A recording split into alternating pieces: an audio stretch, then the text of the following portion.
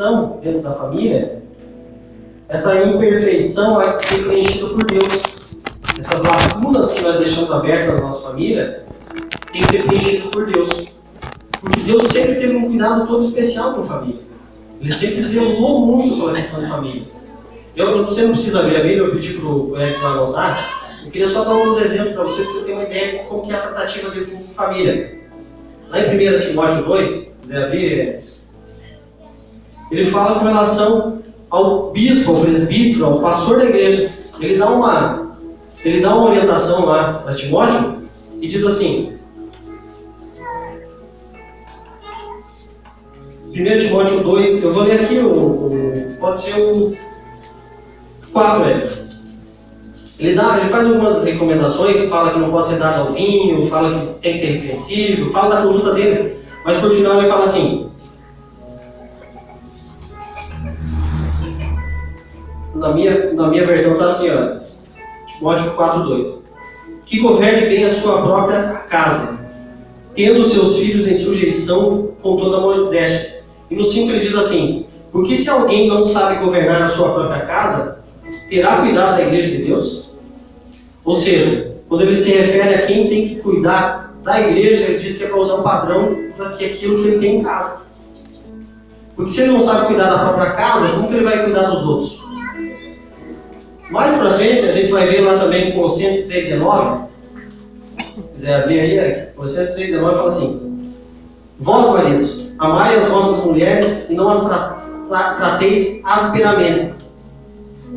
O homem tem a mania de ser muito rústico, né?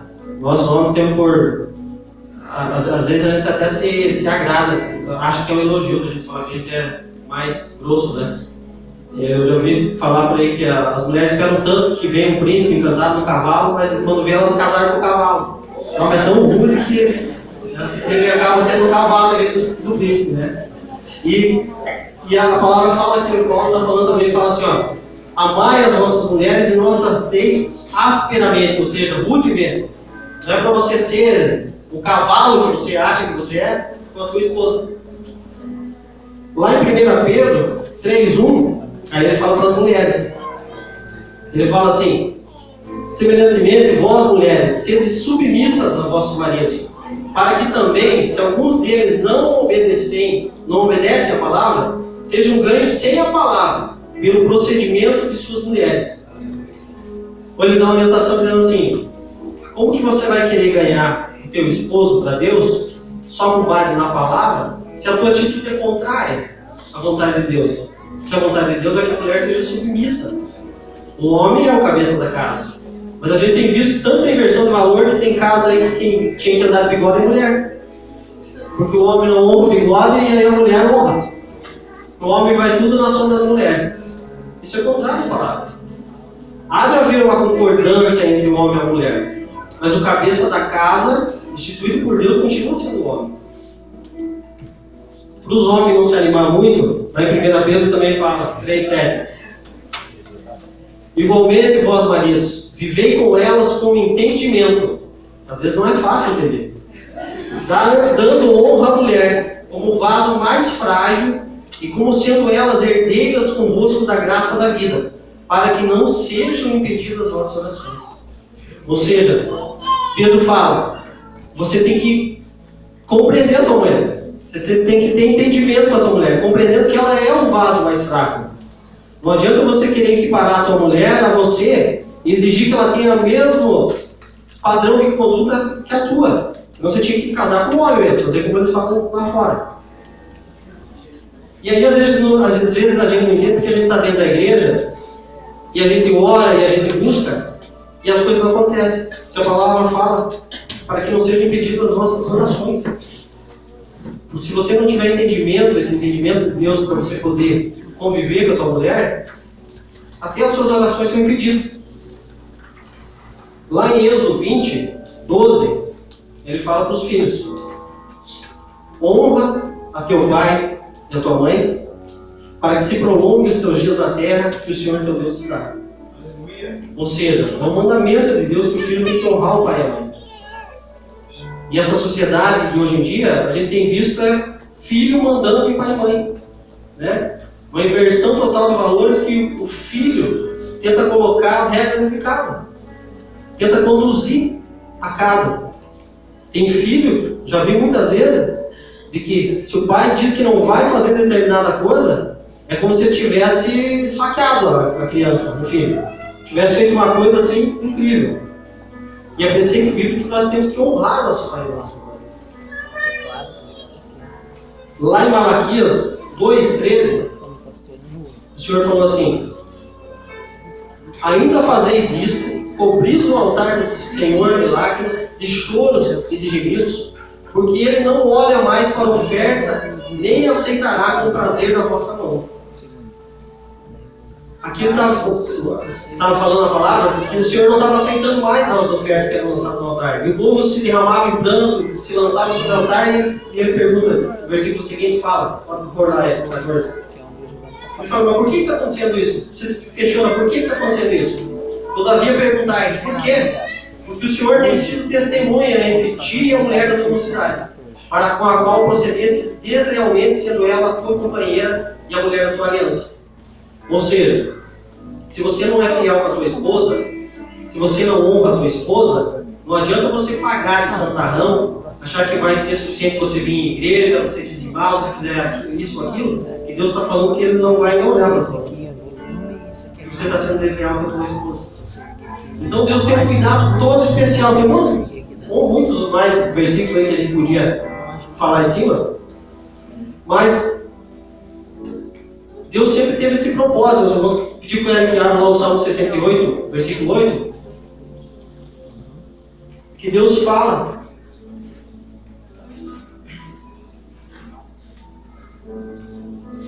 Eu acho que não é esse aí. 68, 8 fala assim: Deus faz com que o solitário habite em família.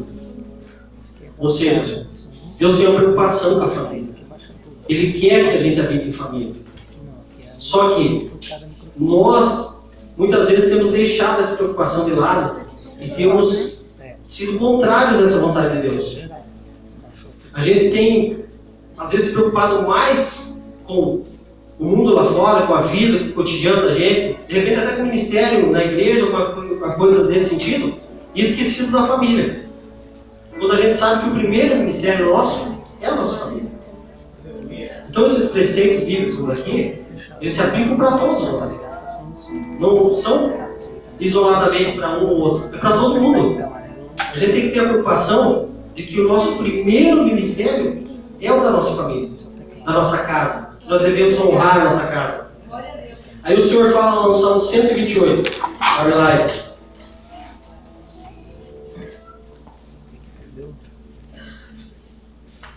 Bem-aventurado todo aquele que teme ao Senhor e anda nos seus caminhos.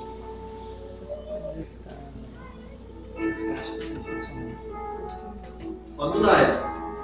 Pois comerás o trabalho das suas mãos, feliz serás e te irá bem.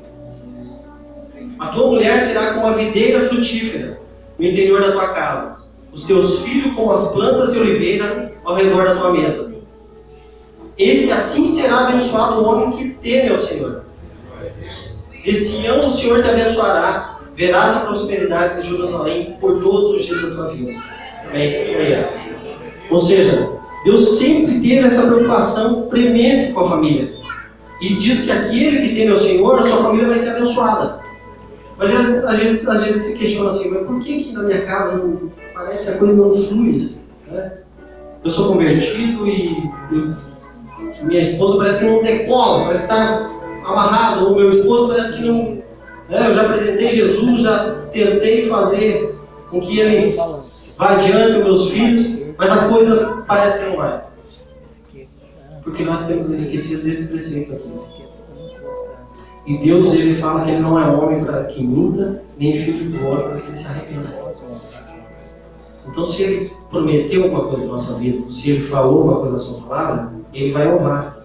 Vai depender da tua parte. Se você vai honrar isso também. Se a gente pegar na palavra, a gente vai ver ali que sempre que Ele fez alguma promessa, Ele fazia extensiva para a família toda. Ele fala para Abraão, lá quando ele fala para Abraão, sai da terra da tua parentela, e aí ele lança as bênçãos para Abraão, ele fala assim, porque serão abençoadas todas as famílias da terra. Ele lança uma bênção sobre todas as famílias da terra. Quando ele vai lá para salvar Ló, ele também salva Ló e a sua casa. A gente sabe que a mulher dele lá virou uma estátua de sal, mas a promessa era para toda a sua casa. Inclusive a palavra fala que ele manda salvar até os genros, os futuros genros de Ló. Era tão extensiva que até os futuros genros de Ló eram para ir junto, para escapar. E assim por diante, se a gente for falar da palavra, a gente vai ver que há muitas outras passagens que falam assim. Só que o que tem acontecido, gente? Essa preocupação com que a gente tem deixado de lado a família tem impedido que Deus haja sobre a nossa vida. Porque se aconteceu alguma coisa a partir do Novo Testamento aqui, quando Jesus veio e pagou o preço por nós, é de que Deus permitiu o livre-arbítrio sobre a nossa vida. Ele só vai agir quando você agir. Na verdade, é uma reação de Deus. Não é uma ação. Ele não vai agir lá sobre o teu lar simplesmente porque você está vindo na igreja aqui. Ele vai agir lá sobre o teu lar porque você está reagindo contra as forças do mal, do poder dele. Por isso que o homem, como cabeça da casa, ele não pode esquecer de que ele tem que abençoar o lar dele.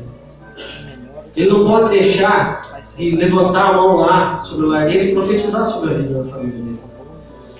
De dobrar o joelho dele lá e abençoar a casa dele. Porque a gente é tão predisposto a abençoar os outros, né? O pastor, a gente vem na igreja aqui e fala: levanta a tua mão e vamos orar, vamos abençoar quem está aqui na frente. A gente levanta a mão e ora e abençoa. E quando é lá para a nossa família, a gente não faz. Tem uma piada que fala que o menininho, o pai estava na igreja, santo, na última regulagem, assim, santo. E o menininho pequenininho estava junto com ele, e o pai está conversando com outra pessoa, e o menininho chega do lado e puxa assim no casaco dele e fala: pai, pai.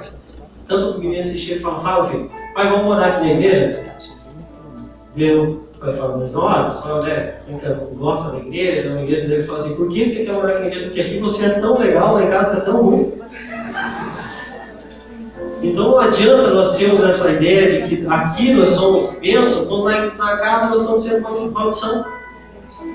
Quando na casa nós temos esquecido de abençoar nossos filhos. Eu muitas vezes, a Aline vai dormir, eu fico lá na Bíblia, eu dobro meus joelhos lá pela madrugada e eu oro, abençoando a minha casa. Quando eu acho que tem alguma coisa contrária, quando eu acho que a coisa não está indo bem, sou eu, não preciso pastor ir lá dentro da minha casa. Ele é bênção, e quando ele quer ir lá abençoar, e glória a Deus que ele vai sempre lá, que ele vai sempre orar por mim lá também, mas sou eu que dobro meu joelho lá e oro. Sou eu que dobro meu joelho, e você que tem que dobrar teu joelho. Dobrar teu joelho para orar e falar assim: Satanás, na minha casa você não tem poder.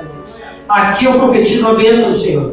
Sobre a minha família eu profetizo as bênçãos do Senhor. Não te dou autoridade para você pisar no centro da minha casa, Bata em retirada. Abençoe a tua casa. Abençoe teus filhos. Nós comentávamos essa semana com o Rogério. A Laura está vindo aí, para a glória de Deus. E a Lina é toda certinha com as coisas dela. Lá em casa as coisas têm que ser tudo no local. Onde eu tenho que deixar a chave, onde eu vou deixar o sapato. Ela é toda organizada. E a gente brinca que daqui a pouco a gente sabe que aquilo lá vai estar todo desorganizado. Na medida do possível vai estar organizado, mas a gente sabe que vai desorganizar. Mas isso não vai ser uma maldição para a nossa vida, vai ser uma bênção. Porque a gente vai ter um filho lá dentro de casa.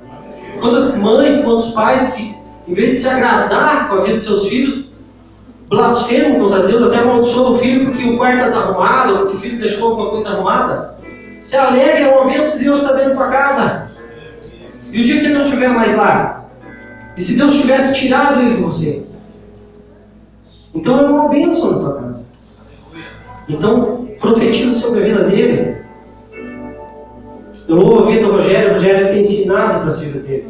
A gente agora, ele tomou como propósito lá, que todo mundo que for na casa dele ele tem orado. Ensinar a orar. Sabe, quem está dentro da tua casa, o teu filho ele vai aprender observando você. É pela observação. E o que ele tem observado lá? Não adianta você vir aqui na igreja e trazer ele só. A palavra fala: ensina o teu filho o caminho que ele deve andar, porque depois que você não se desviar dele. Mas a palavra fala: ensina. Não fala que é para você falar o caminho é esse aqui. Para você ensinar alguém a caminhar por um caminho, você vai ter que andar junto com ele. Então você tem que andar com ele. pegar a palavra, sentar e falar, olha, vamos estudar esse trecho aqui, ensinar ele a ter amor pela palavra. Nós temos a nossa avó, ela tem 90 e poucos anos, que a gente não sabe nem precisar quantos anos ela tem. E hoje ela está muito enferma, ela está acamada, mas ela sempre foi uma mulher de oração. As pessoas procuravam a casa dela para que ela orasse por elas, por alguma doença, por algum mal, e ela sempre orava por todo mundo da família. Às vezes eu ia lá só para ela orar por mim. E agora ela está abatida, acamada, e às vezes a gente esquece de orar por ela. Quando eu sei que de repente eu sou fruto da oração dela. De repente você é fruto da oração de alguém que orou por você. Alguém que lá atrás não teve preguiça, não teve medo e dobrou os joelhos para profetizar sobre a tua vida. Para que hoje você estivesse na casa de Deus. É isso que Deus quer de você. Que você ensine isso ao teu filho também. Que você possa conduzir ele no caminho de, mas ensinando. Por outro lado, para os filhos, Deus quer que você honre o teu pai também. E honrar o pai e a mãe não é só quando ele está perto da gente. É longe. As atitudes que você toma quando ele não está te vendo. Porque esse é o propósito também com Deus. Não adianta eu dizer que eu honro a Deus aqui, dentro da igreja. E quando ninguém está vendo o que eu faço? De que forma que eu honro Ele? Então você tem que honrar o teu pai e a tua mãe onde quer que você esteja. E de repente você talvez seja a única pessoa que se converteu, que conhece a palavra. De que modo que Deus vai agir dentro da tua casa se a tua postura não for diferente? Se a tua postura como filho não for de alguém que tenha a capacidade de mostrar para o pai e para a mãe de que há uma mudança. De que servir a Cristo, de que servir a Deus é verdadeiramente uma mudança. A gente sempre diz que a Bíblia as pessoas não vão ler, mas eles vão ler a tua conduta. Eu já preguei para os jovens, eu falei, em vez de você ficar com o celular, e por isso eu brigo sempre com eles, falo assim, você tem que ter Bíblia de papel. Porque o pai, se olhar para você dentro de casa olhando o celular, ele não sabe que você está lendo a Bíblia. Mas se ele te pegar lendo a Bíblia dentro de casa, ele vai ver você lendo a Bíblia. Então é essa conduta que você tem que ter com o teu pai. Honrar ele, fazendo a coisa certa, mesmo quando tudo diz que é para fazer o errado. Reconhecer tudo que ele fez por você, tudo que ele faz por você. Eu li um texto essa semana e ele falava assim, que existem algumas coisas que a nossa mãe não contou. E ele cita lá, por exemplo, assim, ele fala assim, que ela teve medo, que ela queria o último pedaço do bolo. Tem coisas que a gente não enxerga, mas que eles fazem um sacrifício pela gente. E que a gente tem que retribuir, reconhecer. Porque daqui a um tempo você vai ser pai e mãe também. E aí que exemplo que você vai deixar? Como que você vai exigir do teu filho se você não teve uma conduta correta? Como que você vai exigir se você, quando foi exigido, não cumpriu? Deus só vai se agradar de você se você fizer dessa forma. Muitas vezes a gente acha que família, em vez de a gente ajudar, parece que é o inimigo. Né? As pessoas parecem que se alegram. Quando um familiar parece que aconteceu alguma coisa, que foi mal, as pessoas, em vez de ajudar, tem uns que se levantam para acusar, para ofender. O acusador é Satanás. Que cristão que você é? As pessoas se emocionam, se quebrando com relação a um bicho que foi abandonado na rua, uma pessoa estranha, um andarilho. E de repente tem alguém dentro da casa precisando de uma oração e a pessoa não faz. De uma palavra, amigo. De um abraço. Ontem eu cheguei em casa, e aí eu vim lá da loja, ali tem um vasinho de roseira, dessas mini rosas lá. E ela ficou no sol, ela estava murcha, assim, bem murcha. Aí eu peguei aquele vasinho, coloquei um pouco de água e coloquei no lugar de volta e entrei para dentro. Então, depois, quando eu saí, ele já estava de pé de volta. Tem muitas pessoas que estão precisando disso. Tem muitas pessoas que estão caindo, acabados, que estão esperando em você que você dê um pouco de água. A palavra fala que aqueles que creem em mim, do seu interior fluirão rios de água viva. Que água tem fluído em você? De repente a pessoa está precisando de um abraço, de uma palavra incentivo.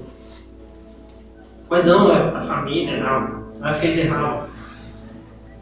Sabe o que é o pior da família? Não é quando as pessoas erram. É quando aqueles que fizeram certo se acham no direito de não acusar, sentenciar. Em vez de ir lá e dar um ombro amigo e falar assim, ó, eu vou te falar o que deu errado, o que aconteceu errado, assim, assim. Não, ela já chegou acusando, sentenciando, falando uma sentença pronta. Que família nós somos? Porque quando Paulo está falando ali para Timóteo, que aquele que não ajuda, ele não está falando só na área material, não é só do dinheiro, é da área emocional, é do espiritual também, que às vezes é mais isso que as pessoas estão precisando. De repente é isso que eles estão buscando, mas a gente não enxerga. E aí a gente não sabe porque Deus não está agindo. E Ele não está agindo justamente porque nós não estamos agindo. Porque a gente está sendo omisso. Porque a gente está sendo falho.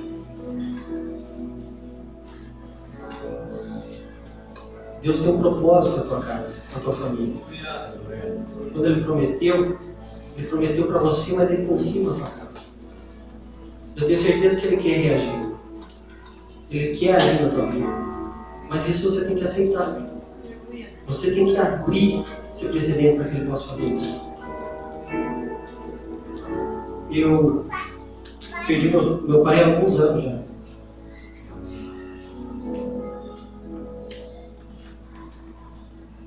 E da minha família eu fui o primeiro que se formou. O primeiro que conseguiu fazer uma faculdade. Nós somos uma família unida. Graças a Deus hoje tem pessoas já formadas, tem mais gente se formando. Mas eu fui o primeiro. E de todas as pessoas da minha família que tinham orgulho, meu pai superava.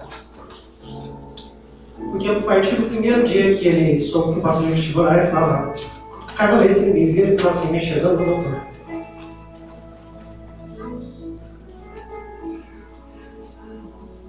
E, infelizmente, meu pai morreu, ele não conseguiu nem ver minha formatura. Eu formei no ano 2008, ele morreu em julho de 2008, na véspera do meu aniversário. E ele não deixou ganho material. Nós não tivemos herança. O que eu consegui conquistar, o que a minha família conquistou foi a base do trabalho.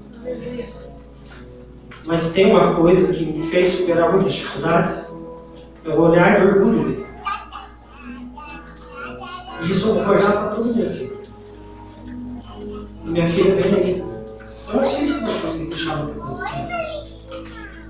Não sei se materialmente eu vou ter condições de deixar muita coisa para ela. Mas eu quero que quando ela lembrar do pai dela, ela lembre que ela tinha um pai que se orgulhava dele. Um pai que olhava para ela com o mesmo orgulho que meu pai olhava para mim. Independente da profissão que ela tomar, o que ela fizer da vida. Porque é você que tem que apoiar teu filho. É você que tem que apoiar teu irmão. É você que tem que apoiar as pessoas da sua casa. E, para finalizar, eu entendo que essa palavra não se aplica só lá fora, só lá na minha casa, na sua casa. Ela se aplica aqui. Se nós somos uma família também, nós temos que cuidar um do outro. Nós temos que zelar um do outro. Que dor o teu irmão tem passado? Que dificuldade o teu irmão tem passado? De que forma você tem ajudado ele? Não materialmente, mas espiritualmente. De que forma você tem se levantado para lutar a luta dele? Para pedir que Deus interceda pela vida dele? Se nós falamos, nós dizemos que nós somos um povo de Deus, nós somos os filhos de Deus, nós temos que amar o nosso irmão. Foi esse o mandamento maior dele. Amor. Que tipo de amor nós temos deixado? Sabe, é tanta igreja se levantando com bandeira, nós comentávamos esses dias, que o Senhor ele deve criar até uma forma de repúdio. Porque quando Ele fala que para nós sermos um só povo, um só coração, um só Espírito, um só Senhor, é um só. Não é adventista, não é batista, não é assembleiano, é um só. Mas por vezes nós criamos dissensões aqui dentro. Então que essa palavra possa falar no teu coração também. E Davi, lá no Salmo 55, 12, ele fala assim: pois não era o inimigo que me afrontava, então eu teria suportado. Nem era o que me odiava, sempre descia contra mim, porque dele teria me escondido. Mas era tu, homem igual, homem meu igual, meu guia, meu íntimo amigo. Consultávamos juntos suavemente e andávamos em companhia na casa de Deus.